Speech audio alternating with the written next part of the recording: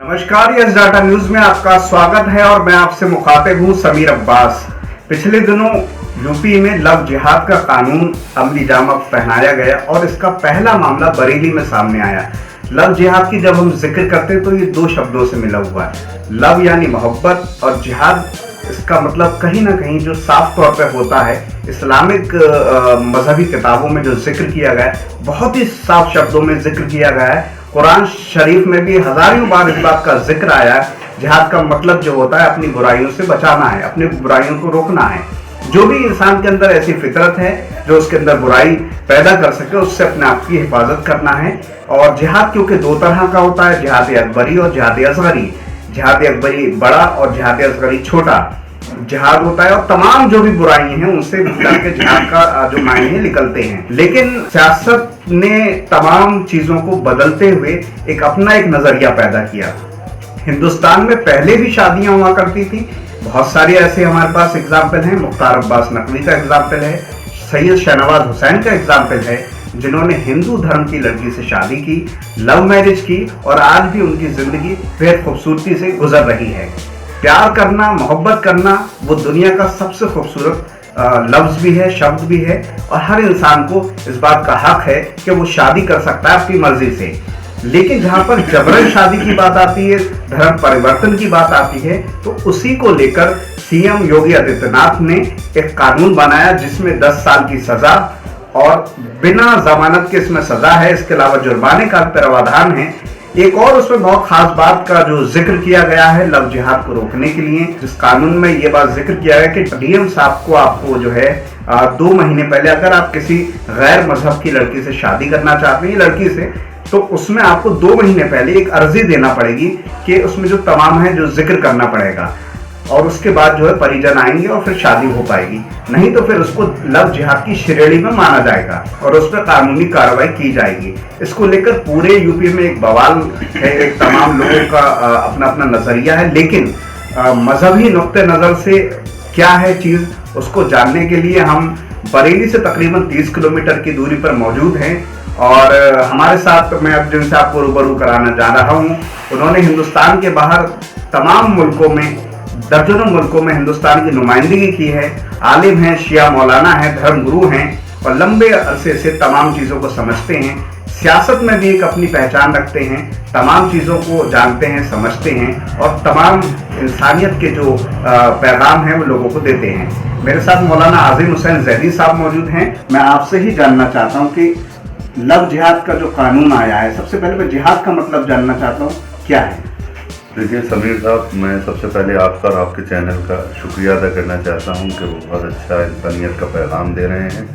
और जहां तक आपने जिहाद की बात की, तो ये पहली बात तो परिभाषा ही गलत है। लव एक इंग्लिश ज़बान का लफ्ज़ है, अंग्रेज़ी का लफ्ज़ है और जिहाद अरबी ज़बान का लफ्ज़ है। जिहाद का मसला ये, अभी आपने खुद तमहीद में जो अर्ज़ किया, आपने जो कहा कि जिहाद अकबर और जिहाद असगर, तो जिहाद अकबर को समझ लीजिए, जिहाद अकबर कहते हैं बड़े को, यानी बड़ा जिहाद, असगर छोटा जिहाद। ये जो मैदानों में जाने वाला जिहाद होता है, जब ज़रूरत पड़ जाए अपने मुल्क के दिफा की, अपने कौम के दिफा की, उसको जिहाद असगर कहा जाता है। और जिहाद अकबर यानी अपने आप से जिहाद करना, अपने नफ्स से जिहाद करना, अपने शऊर को, अपने तहत शऊर को, अपनी फ़िक्र को और अपने ज़मीर को, सबको शफ़ाफियत के साथ आगे ले जाना और बुराइयों से दूर करना, इसको जिहाद कहते हैं। जिहाद बिल नफ्स कहा जाता है। पहले इस जिहाद के लफ्ज़ को बदनाम किया आतंकवादियों ने, दहशतगर्दों ने। किसी ने अलकायदा नाम की तंजीम बना दी, किसी ने तालिबान नाम की, किसी ने जैशे मोहम्मद नाम की, इस तरह की तंजीमें बनाई गई और ये सब इंसानियत के दुश्मन थे जिन्होंने जिहाद के मुक़द्दस और पाकीज़ा लफ्ज़ को बदनाम किया। जिहाद का मतलब किसी का गला काट देना नहीं है, जिहाद का मतलब किसी को धोखा देना नहीं है, जिहाद का मतलब किसी का घर उजाड़ देना नहीं है, जिहाद का मतलब बिलास कर देना नहीं है।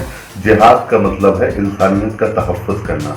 जिहाद का मतलब है अपने आप को सुधारना, अपने नफ्स के ऊपर कंट्रोल करना, अपने मुल्क की हिफाजत करना जी। और कुरान में भी और अहादीस में भी इसका मुख्तलिफ मौक़ों पर जिक्र किया गया है।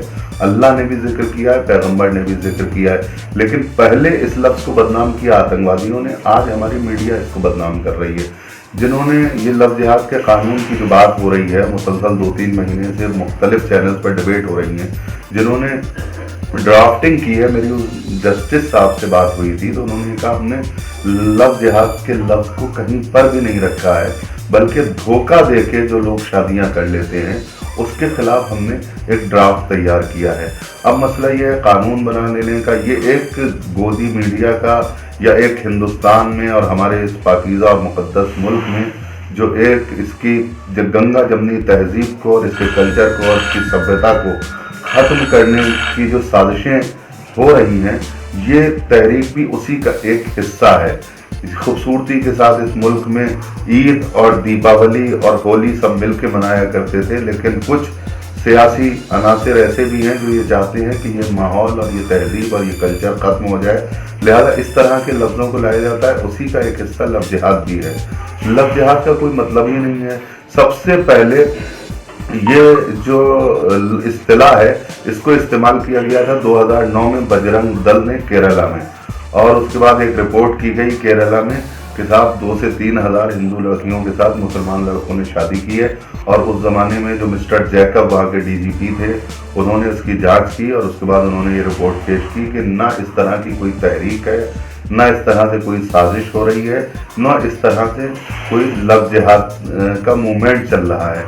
ये सब फर्जी बातें हैं। लेकिन उसके बाद जब 2016 और से लेके 18 तक ये मसला बहुत ज़्यादा उभरा, क्योंकि उस वक्त जो आफिया का केस था, अखीला नाम की लड़की 16 बरस की, 17 बरस की, 18 बरस कितने साल की थी, उसने एक मुसलमान लड़के से शादी की और उसकी शादी को कर्नाटक हाई कोर्ट ने रिजेक्ट कर दिया 2016 में। और वो उसको लेके फिर सुप्रीम कोर्ट चली गई और सुप्रीम कोर्ट में उस वक्त उसकी सुनवाई हुई और सुप्रीम कोर्ट ने साफ तौर से ये हुक्म दिया कि किसी को भी अपनी आज़ादी हासिल है, कोई भी आज़ादी के साथ अपनी ज़िंदगी गुजार सकता है, वो गोया किसी भी नज़रिए के साथ जुड़ जाए। लेकिन उसमें एक मसला ये भी आया कि एनआईए को जांच दे दी गई। इतना बड़ा इस मसले को बना दिया गया कि जो एजेंसी आतंकवादियों का इन्वेस्टिगेशन करती है, दहशतगर्दों का, उसको ये केस दिया गया और उसने भी रिपोर्ट लगा दी।